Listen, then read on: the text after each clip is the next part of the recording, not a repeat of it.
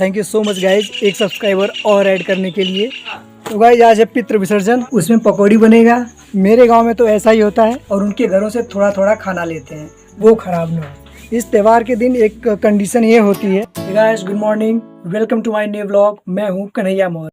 तो गाइज आज है पितृ विसर्जन।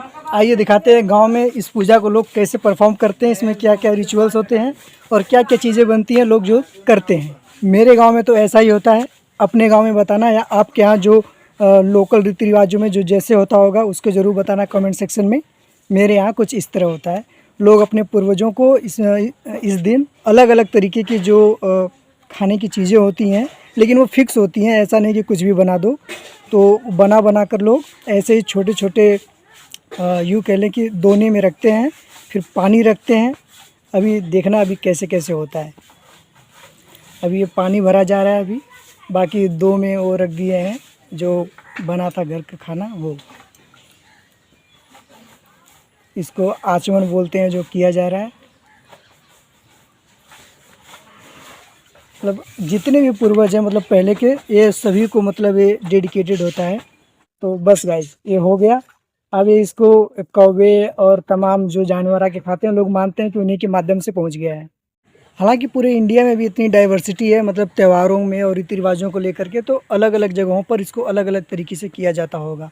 लेकिन नॉर्थ इंडिया में ऑलमोस्ट जो सारे रीति रिवाज और त्यौहार होते हैं वो लगभग एक ही तरीके से वो सेलिब्रेट किए जाते हैं।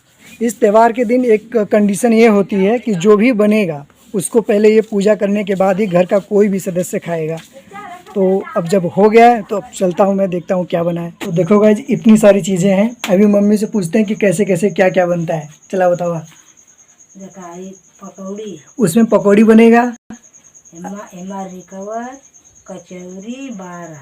इसमें बनेगा रिकवज, कचौरी और बारा। उस पत्ते को इसमें मिक्स करेंगे तो 3 चीज़ें इसमें से बनेंगी। हाई पूड़ी और ये जो है आटे का, यहाँ से बनेगा पूड़ी और बाकी दाल चावल वहाँ पे अंदर रखा है। तो इतनी मतलब 4-5 चीज़ें मिला करके बनता है इस दिन। और फिक्स होता है गाइज, हमारे यहाँ गांव में तो यही 5 चीज़ें लगभग सबके घरों में फिक्स होता है कि यही बनेगा। बाकी हो सकता है कि आपके यहाँ कुछ अलग अलग चीज़ें बनती हों। तो क्या बनती हैं चीज़ें वो कमेंट सेक्शन में ज़रूर बताना। तो गाइज अब जो चीज़ें बनी है अब चलते हैं टेस्ट करने। मैं भी ब्रश कर चुका हूँ तो अब चलता हूँ खाने। गाइज मेरे गांव में एक रीति रिवाज कह लें या परंपरा कह लें, वो ये भी है कि जो गांव में ना 3-4-5 घरों में लोग परजुनिया होते हैं, वो सभी के घर जा जाके त्योहारों पे, ऐसे खासकर बड़े बड़े त्योहारों पे जाते हैं और उनके घरों से थोड़ा थोड़ा खाना लेते हैं। लगभग सभी के घरों जाते हैं, वो लेते हैं। और इसमें कोई शर्म की बात नहीं है। देखो ज़रूरी नहीं है कि हर जगह एक ही रीति रिवाज और परंपरा हो, हर गांव में अलग अलग हो सकती है। तो जो मेरे गांव में होता है ये मायने नहीं रखता कि उनके घर लोग कितना कमाते हैं यार, कितना पैसा है। मतलब उनके बहुत पहले से उनके घर के लोग पूरे गांव से लेते आते हैं, तो जो अगली पीढ़ियाँ हैं वो भी आती रहती हैं। एक तरीके से कह लें कि एक दिन का खाना देने से ऐसा थोड़ी ना होगा कि उनकी पूरी लाइफ बीत जाएगी। बस एक तरीके से यह कह लीजिए कि जो परंपरा है, रीति रिवाज है, लोग उसको बेहतर तरीके से निभाने का प्रयास करते हैं। शहरों में गाइज यही चीज़ें मिसिंग होती हैं, लेकिन हाँ वहाँ की भी कुछ विशेषता होगी जो गाँव में नहीं होगी। तो गाँव की ये विशेषता है जो शहरों में प्रायः देखने को नहीं मिलती होगी। मैं गाइज जब प्रयागराज में होता हूँ तो अपने दोस्तों के साथ हम जो जिस प्रकार की पूरी बनाते हैं, तो हम गोल सी रोटी बना के उसको चाकू से काट देते हैं। तो वो गोल तो नहीं होती है, वो ऐसे 3 कोना जैसा हो जाती है। लेकिन गांव में आते हैं तो गोल वाली पूड़ी खाने को मिलती है, जो बहुत ही अच्छा लगता है। हम लोग वहाँ जल्दबाजी के चक्कर में वो बना देते हैं, क्योंकि छोटी छोटी कौन बनाए कितना तक देर तक बैठ कर। लेकिन जब घर आते हैं तो ऐसी पूड़ी खाने को मिलती है।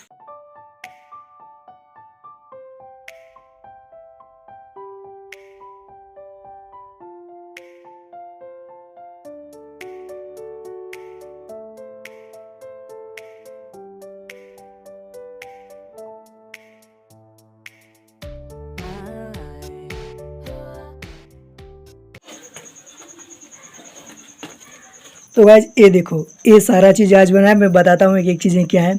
ये है आलू और कद्दू की सब्ज़ी है, दाल है और पूड़ी है, चावल है, तो आप जानते ही होंगे। फोकस करते हैं इस पर। इसको बोलते हैं कचौड़ी, इसको बोलते हैं रिकवज और इसको बोलते हैं बारा। इसमें होता है ना थोड़ा सा छेद होता है। और ये है पकौड़ी। बाकी तो यही 3-4 चीज़ें हैं।